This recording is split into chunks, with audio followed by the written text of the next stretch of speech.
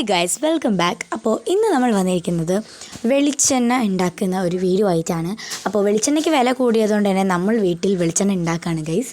അപ്പോൾ ആദ്യം തന്നെ നമ്മൾ തേങ്ങ എടുത്തിട്ട് അതിൻ്റെ പാല് പിഴിയാണ് ചെയ്യേണ്ടത്. ഏകദേശം ഒരു 3 തേങ്ങയാണ് തോന്നുന്നു ഞങ്ങളെടുത്തത്. വളരെ കുറച്ചളവിലാണ് വെളിച്ചെണ്ണ ഉണ്ടാക്കിയത്. തേങ്ങ എടുത്തിട്ട് അതിൻ്റെ തേങ്ങാപ്പാൽ എടുക്കുക. 3 തേങ്ങയിൽ തന്നെ ഇത്രയും തേങ്ങാപ്പാൽ കിട്ടിയിട്ടുണ്ട്. കുറച്ച് വെള്ളം ആഡ് ചെയ്താൽ മതി. കുറേ തേങ്ങ എടുക്കുകയാണെങ്കിൽ നല്ല വലിയ എമൗണ്ട് തന്നെ നമുക്ക് വെളിച്ചെണ്ണ ഉണ്ടാക്കാം. ആദ്യം തന്നെ നമ്മൾ തേങ്ങാപ്പാൽ എടുത്തതിന് ശേഷം നമ്മൾ അടുപ്പിൽ വെച്ച് നന്നായി ഇളക്കി ഇത് കുറുക്കാൻ വെക്കുകയാണ് ഗൈസ്. ഇത് നന്നായിട്ട് കുറേ നേരം ഇളക്കേണ്ട ഒരു വലിയ പ്രോസസ്സാണ് ഗൈസ്. നന്നായിട്ടിത് കുറേ നേരം ഇങ്ങനെ ഇളക്കി സത്യം പറഞ്ഞാൽ നമ്മുടെ കൈയൊക്കെ വേദന എനിക്കും. പക്ഷെ ഇത് നന്നായിട്ട് ഇളക്കിയാൽ നല്ല ശുദ്ധമായ നല്ല സ്മെല്ലുള്ള നല്ല വെളിച്ചെണ്ണയാണ് നമുക്ക് കിട്ടുക.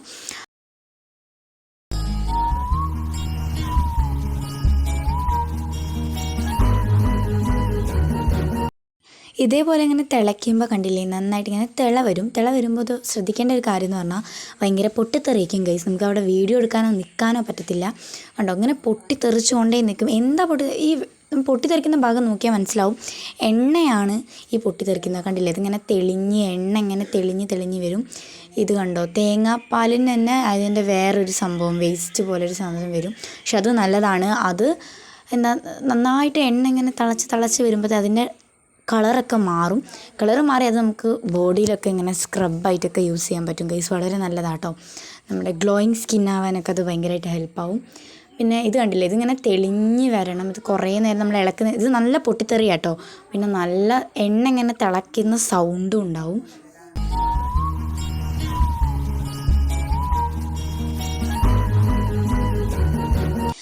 ഇതുപോലെ നിറം മാറി നല്ലൊരു ബ്രൗൺ കളറിലേക്ക് ഇത് വരും.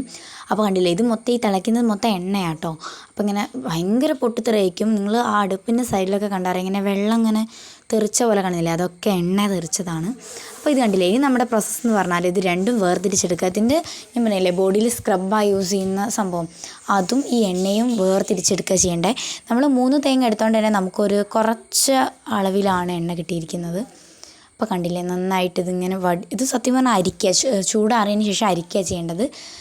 ആദ്യം തന്നെ നമ്മളിതൊക്കെ മാറ്റിയതിന് ശേഷം കുറച്ച് ഭാഗമുള്ളത് അരിച്ചാൽ മതി. പിന്നെ ആ വേസ്റ്റുള്ള ഭാഗം പിഴിഞ്ഞാലും ഒരുപാട് എണ്ണ കിട്ടും ഗൈസ്. കണ്ടില്ലേ, ഇത് നമ്മളൊരു പാത്രത്തിലേക്ക് മാറ്റിയിട്ട് ഉണ്ടായിരുന്നു. ആ ടൈമിൽ ഞാനത് വെറുതെ ഇങ്ങനെ തൊട്ട് നോക്കിയപ്പോൾ ഭയങ്കരമായിട്ട് എണ്ണ ഇതിനകത്തുനിന്ന് വരുന്നുണ്ടായിരുന്നു കേട്ടോ.